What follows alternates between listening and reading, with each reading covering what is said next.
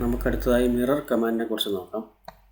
ഒരു ഒബ്ജക്റ്റിനെ എങ്ങനെ മിറർ ചെയ്യുക അത് നമുക്ക് നോക്കാം. ഇതാണ് മിറർ കമാൻഡ്സ്. നമ്മൾ മിറർ ചൂസ് ചെയ്യുക, അല്ലെങ്കിൽ MI എന്ന് ടൈപ്പ് ചെയ്യുക. സെലക്ട് ഒബ്ജക്റ്റ് ചോദിക്കുന്നുണ്ട്. നമ്മൾ ഒബ്ജക്റ്റിനെ സെലക്ട് ചെയ്തു, എൻ്റർ ചെയ്യുക, അല്ലെങ്കിൽ മൗസിൻ്റെ റൈറ്റ് ബട്ടൺ ക്ലിക്ക് ചെയ്യുക. Specify first point of mirror line.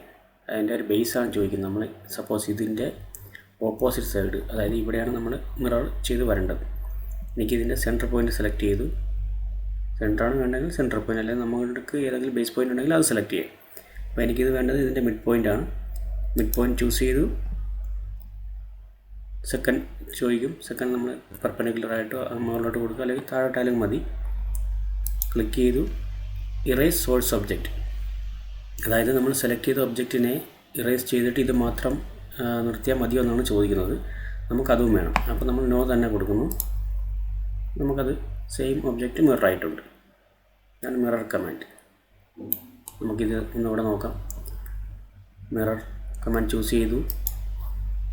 Select object, ഇതിനെ മിറർ ചെയ്യണം. എൻ്റർ ചെയ്തു.